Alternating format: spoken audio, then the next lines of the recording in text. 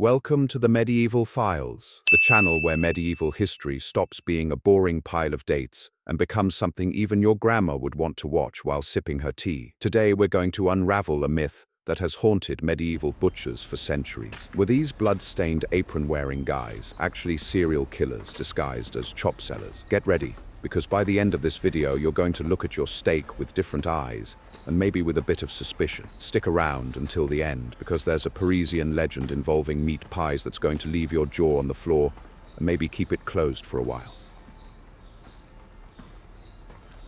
The basics. Life as a medieval butcher. Let's start with the basics. In the Middle Ages, being a butcher wasn't exactly an Instagram dream. Imagine waking up at dawn, grabbing an axe that weighs more than your buff cousin, and facing a cow that looks at you like, seriously? This again? Butchers slaughtered animals right there in the street, in markets full of flies, and then sold the meat at stalls that smelled like, well, a butcher shop. There were no refrigerators, so freshness was a relative concept. If the fly didn't land on it, it was fresh for the day. But hold on, not all butchers were unscrupulous meat choppers. They were professionals regulated by guilds. Yes, those same guilds we associate today with Masonic conspiracies, but which were actually like a medieval union with rules stricter than your office boss. In cities like Valencia or Paris, a butcher couldn't sell rotten meat without risking a fine that hurt more than a mace blow to the knee. And if he tried to cheat with false weights, he could end up displayed in the pillory, though ironically that made him look even more suspicious. Shran, the social stigma, the impure ones now, the elephant in the room. Why the hell did people think these guys were murderers? Well, part of the problem was social stigma. Butchers were in the same category as tanners, executioners, and latrine cleaners. They were the impure ones. They couldn't marry the baker's daughter without causing a scandal, and in some cities they couldn't even touch people in church. Imagine going to mass and the priest telling you, "Hey, you, the one with blood under your nails, stay back." It wasn't an easy life. Father, the executioner connection, the first juicy twist. Here comes the first juicy twist. In many places in Europe, especially between the 11th and 15th century, butchers were the ideal partner for the execution,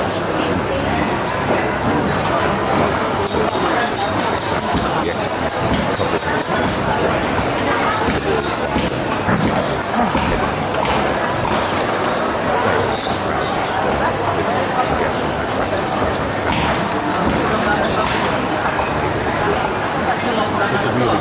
In Santiago de Compostela, back in 1410, a certain Afonso da Caña, butcher by trade, was hired by the city council as the official executioner. They paid him well, gave him tax exemptions, and even a fixed salary. Of course, in exchange, he had to behead thieves, heretics, and whoever was put in front of him. But attention, this didn't make him a murderer. He was a public employee. It was like if today you hire the plumber to fix a pipe, except the pipe was a condemned man's neck. Another famous case, Jan Midlars in Bohemia, late Middle Ages. This man went from cutting ribs to cutting noble heads with such efficiency that he became a celebrity, the kind nobody wanted to invite to dinner. His descendants inherited the position, and thus was born the longest-lasting executioner dynasty in Europe. But I repeat, legal, regulated, and on the payroll. No serial killers hiding in the basement. And remember, if you want to learn more about the topic, I'll leave you a book in the description where it goes deeper.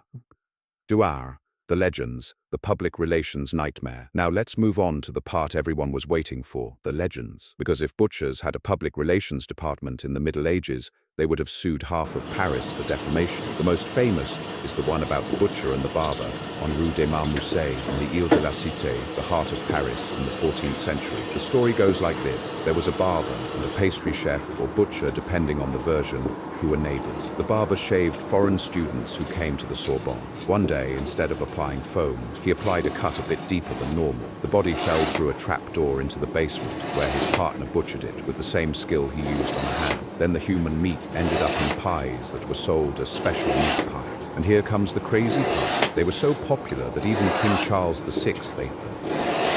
The discovery, too good to be true. The crime was discovered because the dog of one of the victims wouldn't stop barking in front of the shop. The medieval police, or whatever that was in 1387, investigated, found human bones in the basement, and the two partners ended up burned alive along with their establishments. End of story. Or is it? Because here's the uncomfortable truth. There's not a single historical document that confirms this. Not a single act, not a trial, not a royal letter. It's a medieval urban legend, the kind told in taverns to scare tourists. But pay attention, it's no coincidence that the villain is a butcher or pastry chef. In an era where meat was expensive and people disappeared in crowded cities, it was easy to imagine that your neighbor with a blood-stained apron had a second business. And if you add to that the fact that barbers also did minor surgeries, yes, the same guy who cut your hair pulled your tooth, you have the perfect recipe for a nightmare. Street or international perspective, Japan's untouchable. And speaking of nightmares, did you know that in medieval Japan, butchers were viewed even worse? They were considered untouchables because they killed animals, something prohibited by Buddhism. In Europe, we didn't go that far, but the stigma was similar. In some cities, butchers had to live in specific neighborhoods far from the center. It was like a medieval ghetto, but without the Wi-Fi. The professionalization of execution. Going back to executioners, over time, the position became professional. It was no longer enough to be good with a knife. You had to know how to torture correctly according to the laws. There were manuals. Yes, torture manuals. Imagine opening one and reading. Chapter 3. How to stretch a heretic without breaking his spine too soon. Butchers continued to be recruited at first, but then the trade became hereditary. If your dad was an executioner, you would be one too, unless you fled to the New World, of course. Dran. Madrid's brutal privilege. And here's a curiosity you're going to love. In Madrid, butcher executioners had a brutal privilege. They could sell the meat from animals they slaughtered for execution, but only if the condemned hadn't been hanged first, because of course the meat of a hanged man was considered bad vibes. Medieval details. Subscribe to the channel if you haven't already, because every week we bring stories like this that they don't tell you in textbooks. And hit the bell, because YouTube is more capricious than a hungover nobleman. Bashiras debunking the cannibal myth. Another myth that circulates is that medieval butchers were cannibals for sport. False. There's no evidence. The closest they got was selling horse meat as if it were beef during times of famine, but that was fraud, not murder. Although, thinking about it, in the Middle Ages, fraud could cost you your head, literally.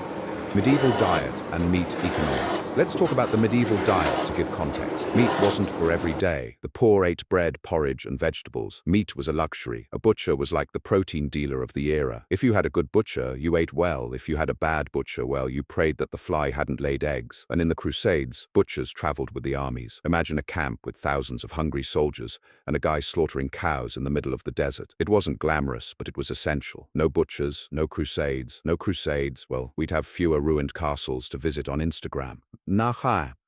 Why the legend endures, the perfect urban myth. Let's go back to the Parisian legend. Why does it endure? Because it's perfect for word of mouth. It has all the ingredients: mystery, gore, betrayal, and an ending with poetic justice. It's the Sweeney Todd of the 14th century. And although it's false, it reflects a real fear. In a city where people disappeared who wouldn't suspect the guy who cuts meat all day. But let's be clear, butchers were workers. They sweated, they smelled bad, and they probably had chronic tendinitis from so much hacking. They weren't psychopaths. They were the medieval equivalent of your neighborhood butcher who gives you change with his hands still red from chopping meat. And remember, if you want to learn more about the topic, I'll leave you a book in the description where it goes deeper.